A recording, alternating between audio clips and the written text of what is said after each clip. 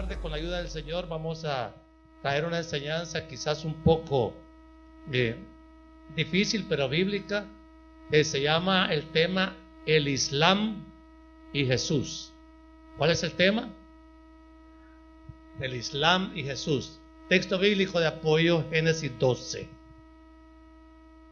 Al comienzo de la Biblia está ya el anuncio del establecimiento de la nación de Israel, el pueblo de Dios. Lo crea la gente o no, la Biblia es la máxima autoridad en materia de verdad, ¿sí? Si la Biblia dice esto, eso es. Dice la Biblia, Génesis 12, del 1 al 3. Pero Jehová había dicho a Abraham: vete de tu tierra y de tu parentela y de la casa de tu padre a la tierra que te mostraré. Y le dice el Señor: y haré de ti una nación grande, y te bendeciré y engrandeceré tu nombre, y serás bendición. Bendeciré a los que te bendijeren, y a los que te maldijeren maldeciré, y serán benditas en ti todas las familias de la tierra. Oremos. Amado Dios y Padre bueno, qué necesario es instruir y advertir a la iglesia acerca de cómo los creyentes en Jesucristo tenemos que reaccionar ante el avance del Islam por todo el mundo y entender cuáles son las razones para enfrentarlo desde el punto de vista bíblico y también histórico, mi Dios, porque no podemos permanecer en ignorancia ante ese monstruo espiritual que se ha levantado desde hace 1600 años y que todavía constituye una amenaza para tu pueblo amado. Ayúdanos, Señor, a exponer con toda claridad bíblica e histórica esta enseñanza, y que el conocimiento de ella para tu iglesia te dé gloria, honra y alabanza solo a ti, Señor, en el nombre de Jesús. Amén y amén.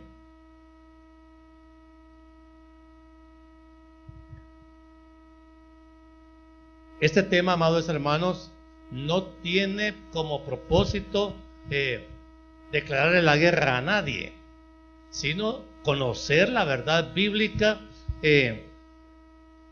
y entenderla y saber realmente argumentar esta relación que tiene el Islam con Jesús, una pretendida relación que quizás nosotros tenemos que considerar seriamente antes de, tomar una posición por ignorancia, ¿sí?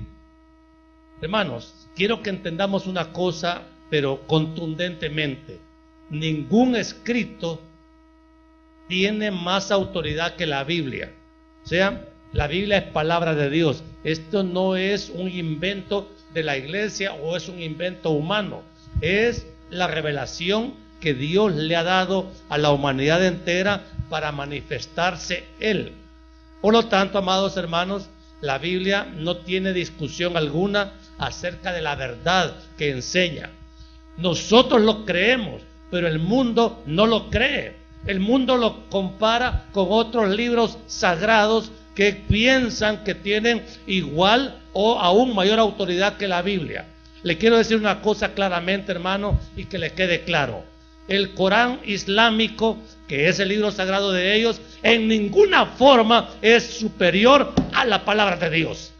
Esta es palabra de Dios. El Corán islámico no es palabra de Dios. Son escritos del Mahoma para traer una supuesta revelación que él dice haber recibido allá por el año 610. No hay comparación.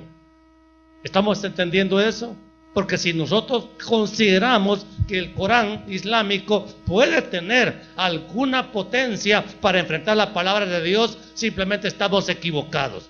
Este es el libro de libros y nada supera a él en verdad y, hermanos, en carácter espiritual. Esta es palabra viva. Cualquier otro libro no es palabra viva, ¿sí? Fue Dios quien dijo, oiga bien, hace 2000 años antes de Cristo, o sea, hace 4000 años, que Dios dijo: haré de ti, hablándole a Abraham, una nación grande. ¿De qué nación estaba hablando el Señor ahí? Hermano, de Israel. O sea, Israel no es pueblo de Dios porque Él se haya puesto como pueblo de Dios. Más adelante el mismo texto bíblico dice que Israel como pueblo no merecía esa gracia, pero Dios así quiso. Dios así quiso, y por eso es, amados, es la nación grande que es hoy.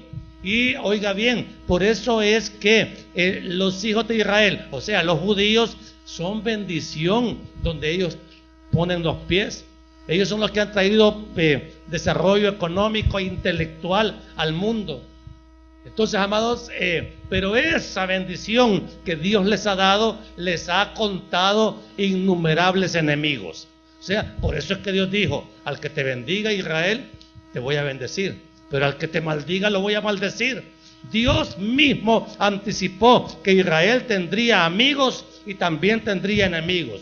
Y cuando Dios habló, su palabra y sus promesas, amados, simplemente se cumplieron. Dios nunca miente. Si Él dice: cuidado con los que atacan a Israel, pues que tengan cuidado los enemigos de Israel, que por cierto son muchos. Y amados hermanos, fíjense que para comprobarle Dios a Abraham que de verdad está hablando en serio, mire, en Génesis 12:17, Dios le hizo una advertencia severa a Faraón. Mas Jehová hirió a Faraón. Faraón es el gobernante de Egipto, y a su casa con grandes plagas por causa de Sarai, mujer de Abraham. Mire, la historia completa valdría la pena que la leyeran, pero Dios cuidó a Abraham en una forma contundente, porque Faraón era un hombre poderoso. Pero cuando Dios dice: te voy a defender, Abraham sabe cómo defender, y lo hizo. Ahora, amados, Dios está pronto para favorecer a los que en Él confían, pero a Israel especialmente, porque es un pueblo que Él ha tomado y heredado por promesa. Entonces, la Biblia no esconde, oiga bien, la Biblia no esconde los grandes enemigos de Israel. Si algún pueblo tiene enemigos, ¿cuál es? Israel. Mire, y los enemigos que la Biblia declara para Israel en la antigüedad siguen siendo enemigos de Israel hoy. Éxodo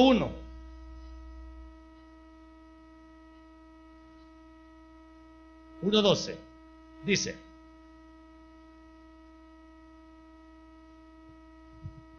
pero cuanto más los oprimían los egipcios a los judíos, tanto más se multiplicaban y crecían, de manera que los egipcios temían ¿a quién?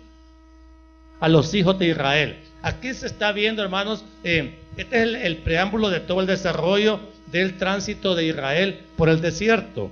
Pero el faraón se puso en contra abiertamente del pueblo de Dios, y no tardó el Señor en manifestar su descontento.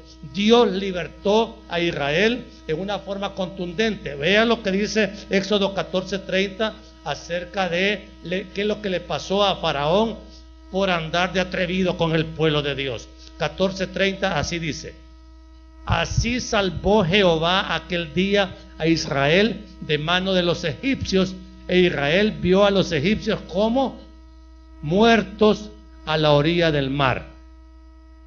Miren, amados, esa es quizás una de las primeras experiencias donde se ve que un pueblo aparentemente indefenso, que no tenía recursos militares para enfrentarse a esa potencia, no necesitó de armamento para que cayeran derrotados, porque Dios estaba con ellos. Entonces, hermanos, si usted se va al libro de Josué, capítulo 3, versículo 10, mire lo que le pasó a los cananeos. Cananeos, enemigos también de Israel. Dios dijo: la tierra es para mi pueblo, y hay que sacar a los que habitan ahí, los cananeos. Esto, amados hermanos, a los islámicos no les gusta oírlo, porque les provoca ira y les provoca deseos de pelear contra el pueblo de Dios. Más vale que se detengan, porque no le van a ganar a Israel, hermanos. Entonces 14:30, Josué 3:10, ahí dice: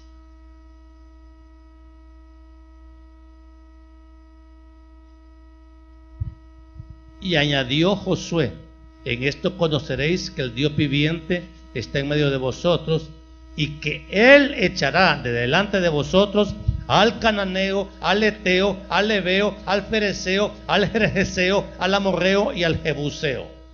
¿Quién es el que iba a sacar a los cananeos de su tierra? Dios mismo. Y amados, lo hizo. Se opusieron. Hubo una guerra de Josué, la guerra de conquista de Canaán, la libró Josué. ¿Perdió Josué la batalla? No, amados. Dios le dio la victoria y los cananeos fueron prácticamente vencidos. Ahora, quiero que vean esto, amados. Sirios, amonitas, amalecitas, filisteos, madianitas, todos son vecinos de Israel y fueron todos vencidos por los jueces de Israel, porque Dios estaba con ellos.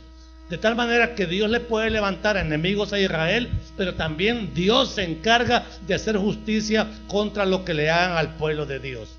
Esto está bien documentado en la Biblia. Miren, ¿se acuerda que la invasión de los asirios cuando tomaron Samaria? Los asirios llegaron y arrasaron con permiso de Dios al pueblo de Israel al norte. Y amados hermanos, Dios permitió eso por la apostasía del pueblo de Israel.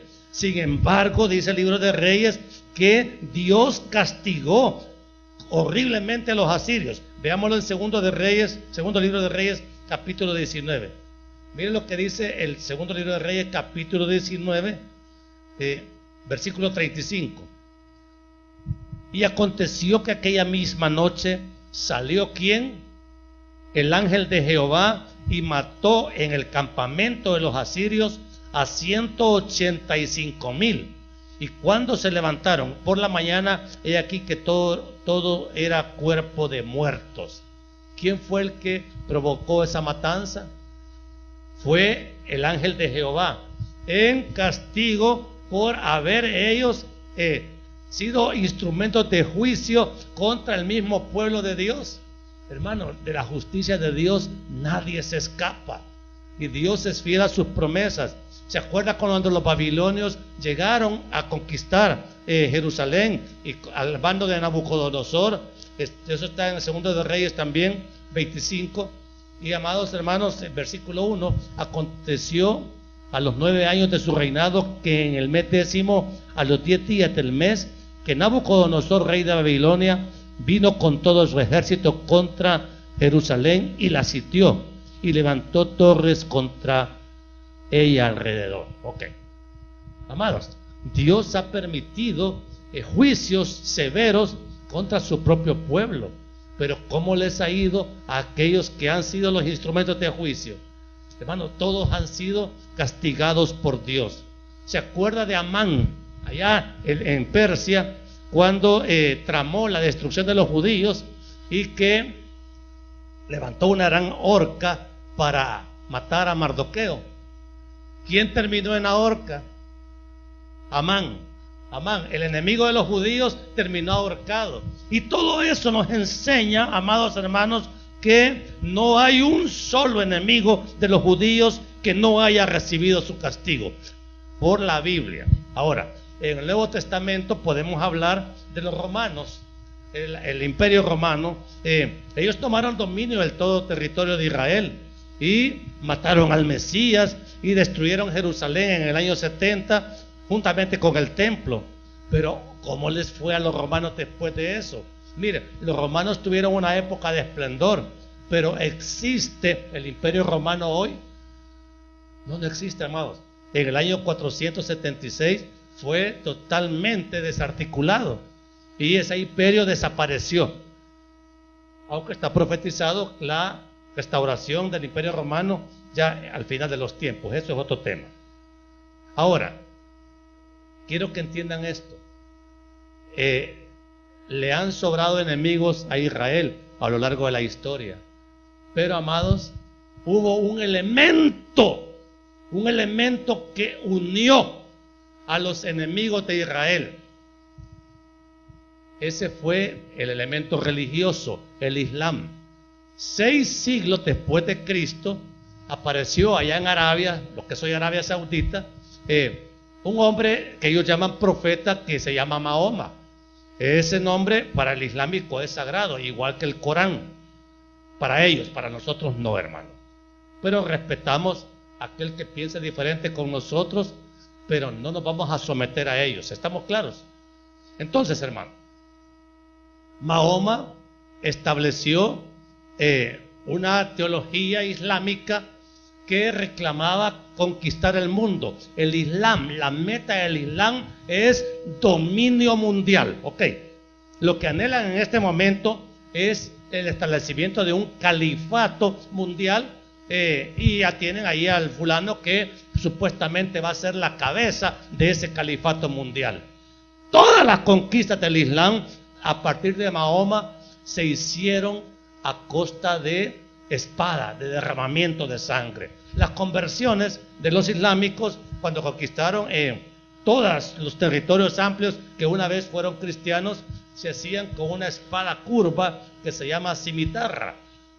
La cimitarra era una espada muy eficaz para la guerra, y los métodos de conversión que usaban eran estos: o te conviertes al Islam o te volamos la cabeza.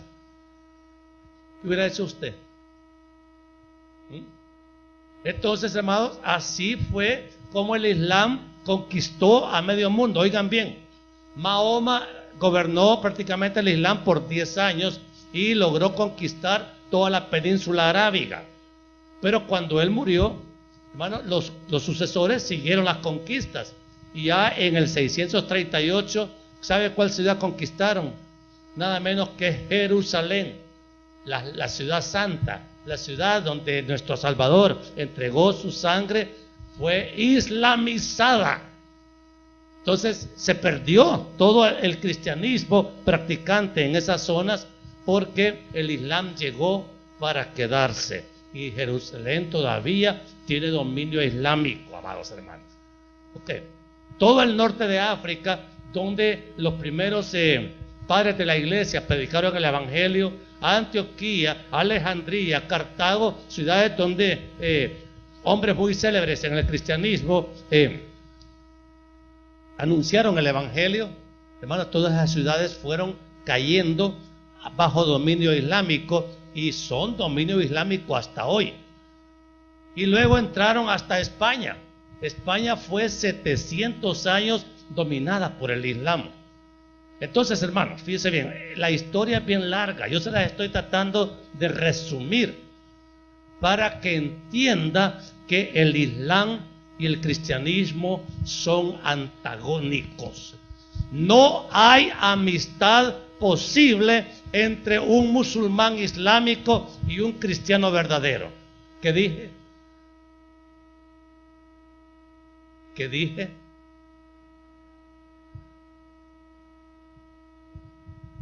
Porque el Islam es enemigo de Israel.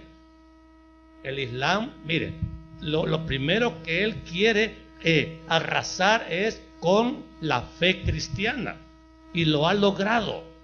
Lo ha logrado, y las metas que tiene todavía es extirpar a toda religión existente en este momento y establecer una sola religión mundial que se llama el Islam. Esa es la meta que ellos tienen. Ahora, ¿estamos nosotros dispuestos a entregarles nuestra fe al dominio islámico? Amados hermanos, pero eso es lo que ellos quieren. Ahora, ¿cuál es el punto de vista bíblico? Mire, tome en cuenta lo que enseña el Evangelio. Aunque el Islam sea enemigo del cristianismo, porque es enemigo de Israel, ¿qué nos enseña Mateo 5:44 a los cristianos? Dice la Biblia, palabras del Señor Jesús: pero yo os digo, amad a vuestros enemigos, bendecid a los que os maldicen, haced bien a los que os aborrecen, y orad por los que os ultrajan y os persiguen. Pregunta: ¿cómo tenemos que tratar a los islámicos musulmanes? ¿Ah? ¿Cómo? Con amor. El Evangelio enseña a amar a los enemigos. El Islam enseña a matar a los enemigos. Ellos nos llaman a nosotros, para ellos nosotros somos el pueblo infiel. O sea, nosotros somos realmente gente digna de muerte para ellos. Por eso es que me parece a mí que en nada encaja mejor esta enseñanza del Señor Jesucristo que el amor a nuestros enemigos, porque el Islam ciertamente nos considera a nosotros como enemigos. ¿Entiende usted eso? Y tenemos que amarlos, bendecirlos, porque ellos nos maldicen y nos aborrecen y nos ultrajan y nos persiguen. Usted puede ver los ejemplos. Hoy aquí en El Salvador se puede levantar una mezquita musulmana y nadie dice nada. Vaya usted a Arabia Saudita o a Irán y quiera establecer una iglesia cristiana, ¿qué hacen con los misioneros cristianos? Los matan, los matan.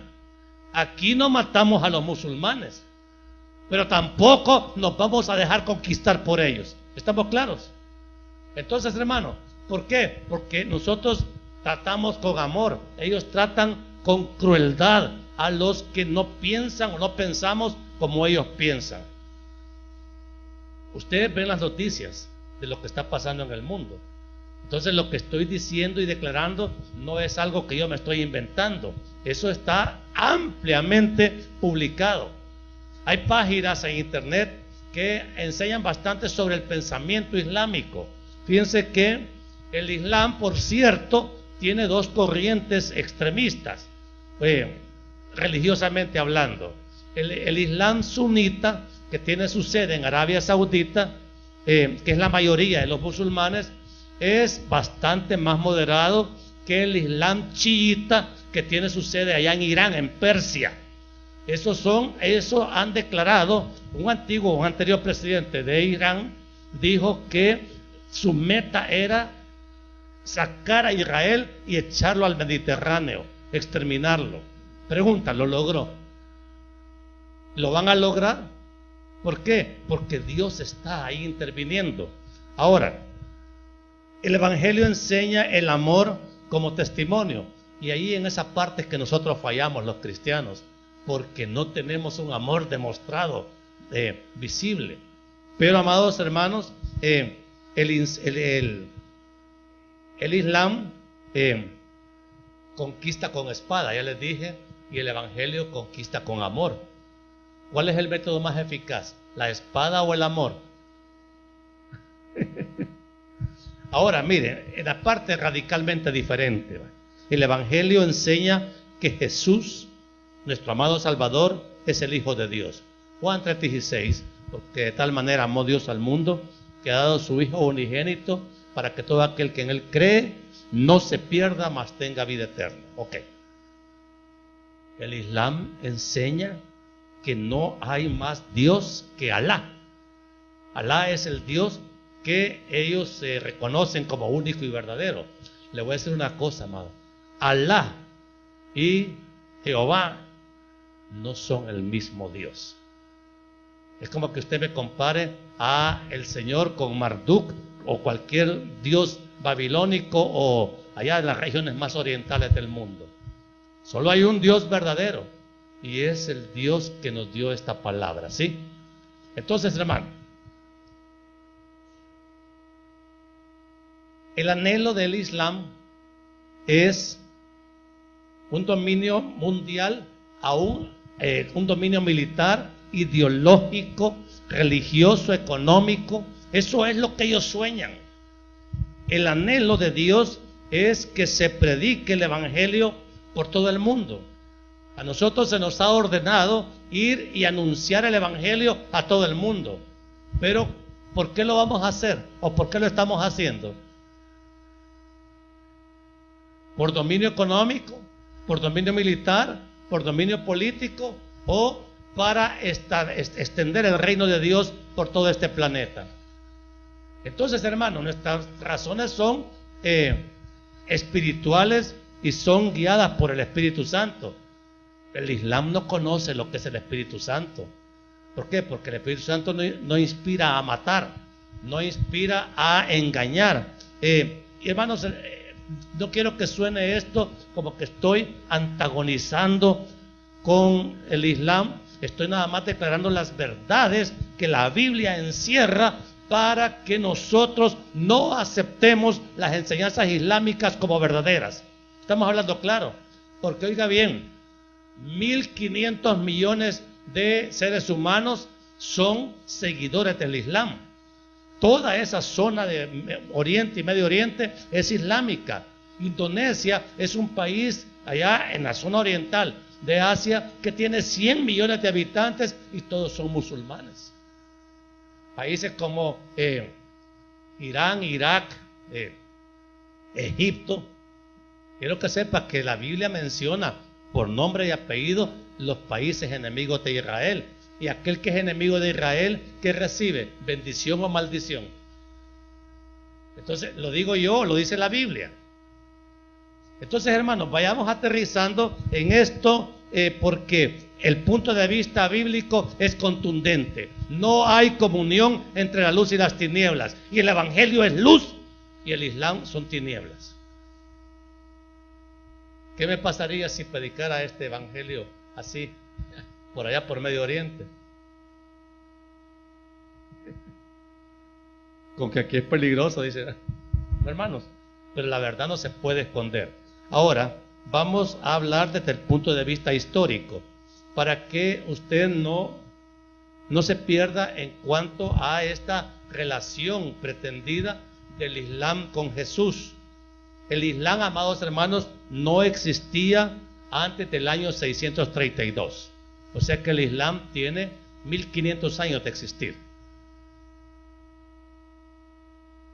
La religión, por ejemplo, de Irán, un país altamente islamizado hoy, en los tiempos del rey Asuero, ¿se acuerdan? Asuero, el rey de Persia, esposo de la reina Esther. Okay.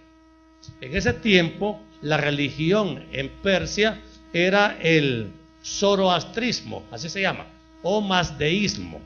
Es una religión que tiene origen persa y se practicó en Persia aún 1000 años después del rey Asuero.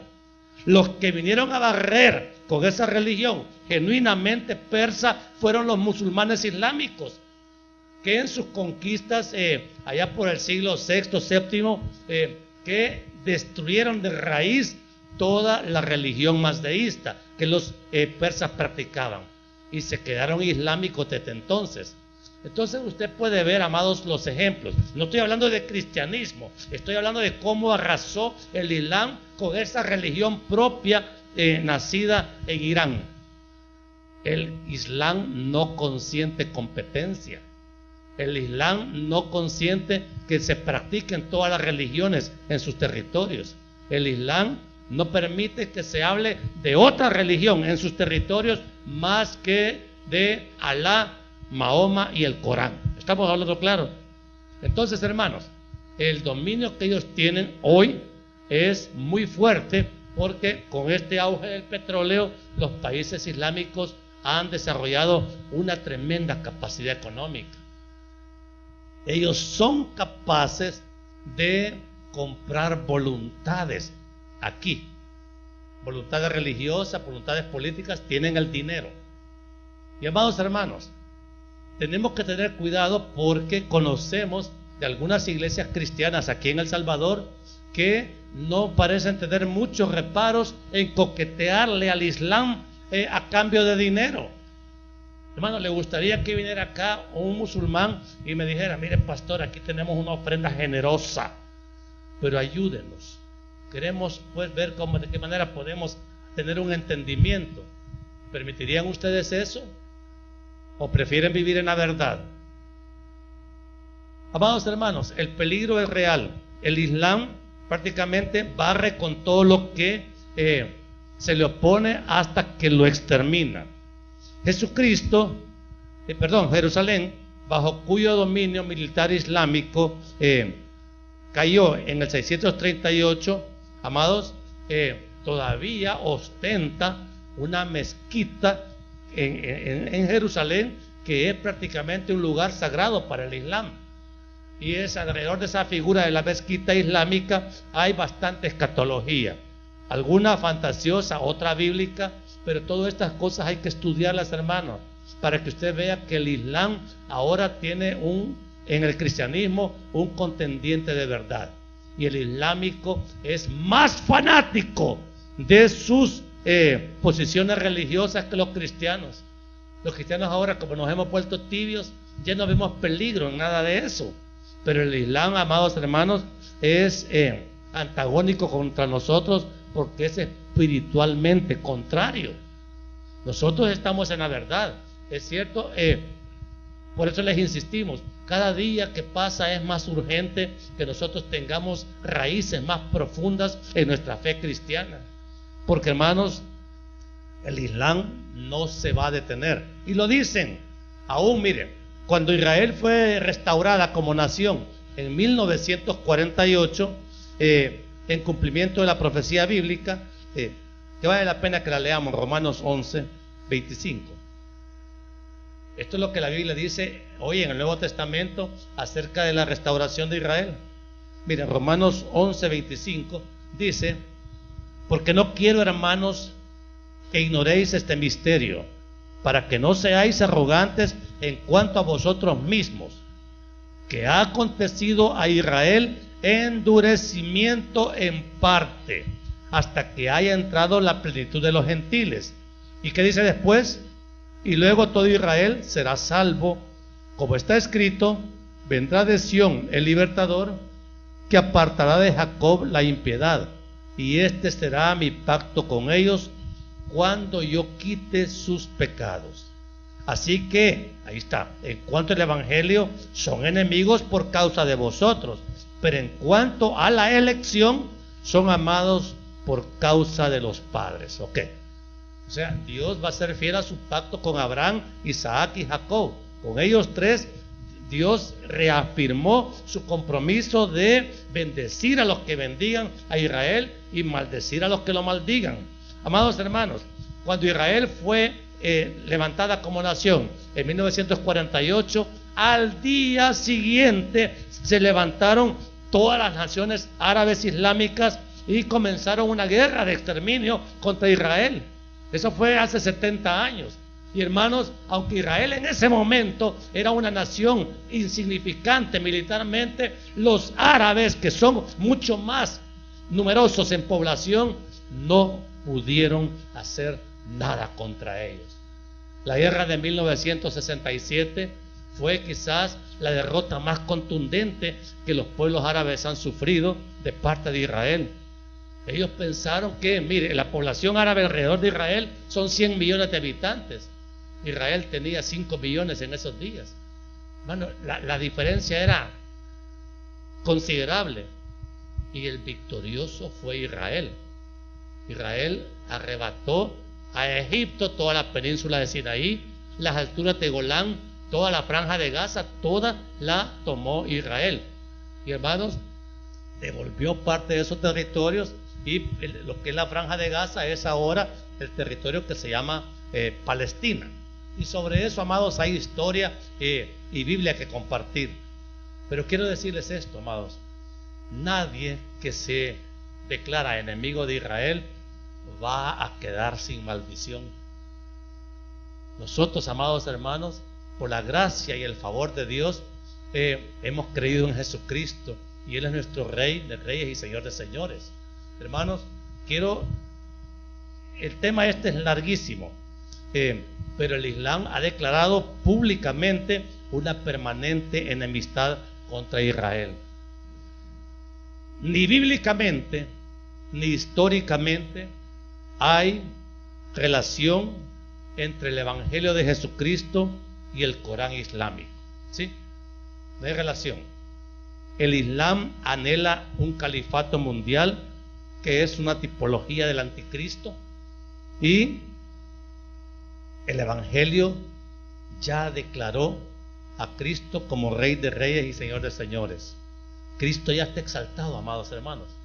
Él es, leamos Filipenses, que es el texto tan conocido.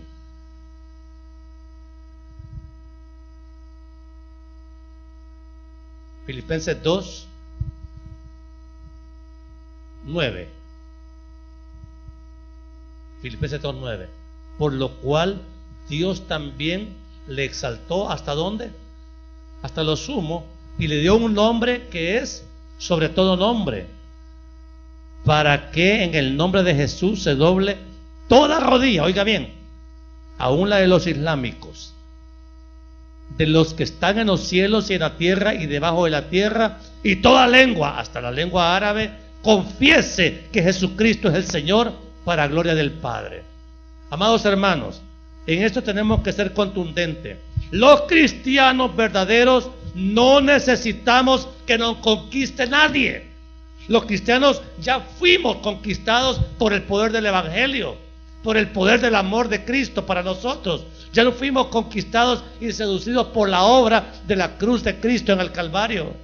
Y amados, nosotros no necesitamos un falso Dios, no necesitamos un Alá a quien adorar. Ya tenemos al Dios verdadero a quien adorar. No necesitamos a un falso profeta, Mahoma, que venga aquí a superar a Cristo. Nuestro Cristo es nuestro Señor, ¿sí? Y tampoco necesitamos una falsa palabra. No necesitamos un Corán. Tenemos la Biblia, que supera con todo a cualquier enseñanza que se nos quiera imponer. Pero amados, el enemigo no va a dejar de dormir. Él no va a dejar de trabajar para convencernos de que el Islam podría ser una buena alternativa en vez del cristianismo.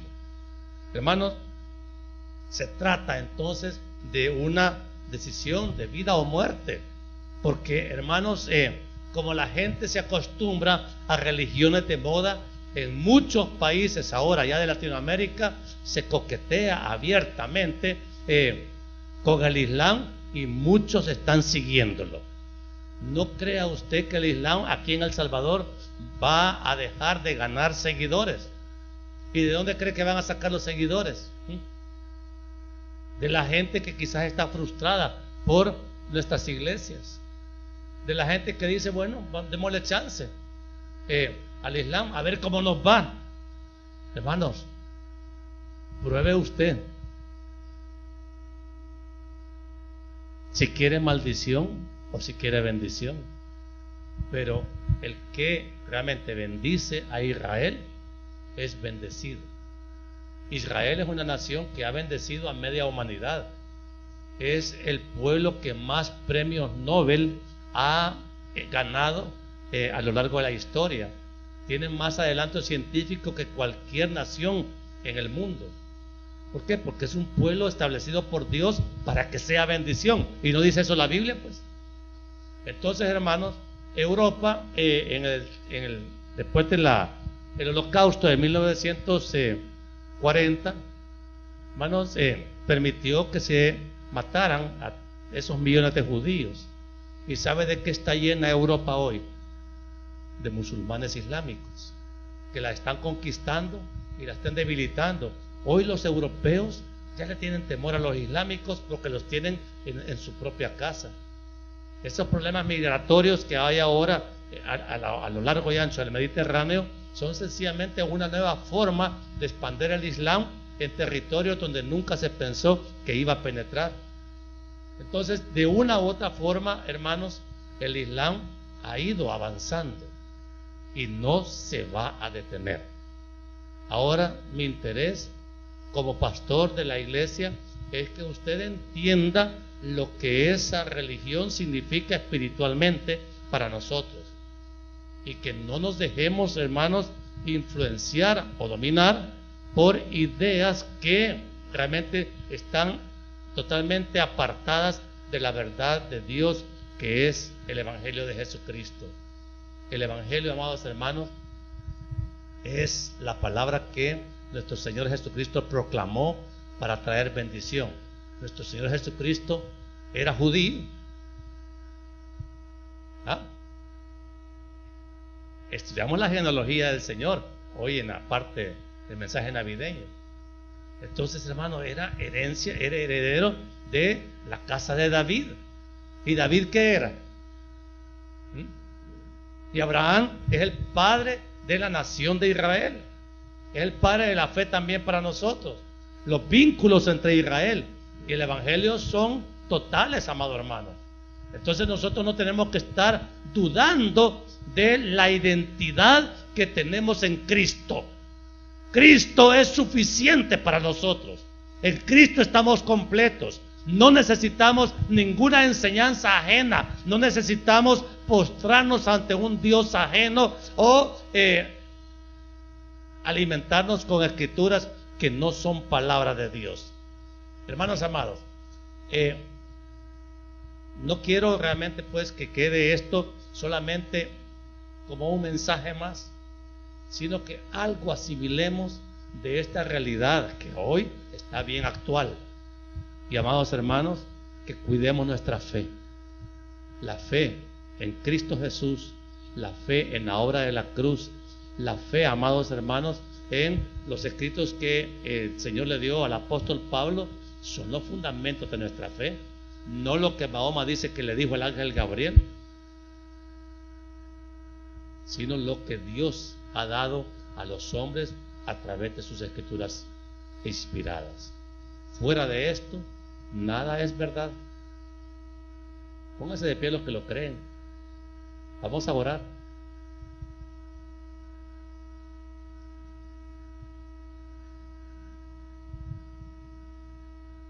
Es delicado esto, amados. Es muy delicado.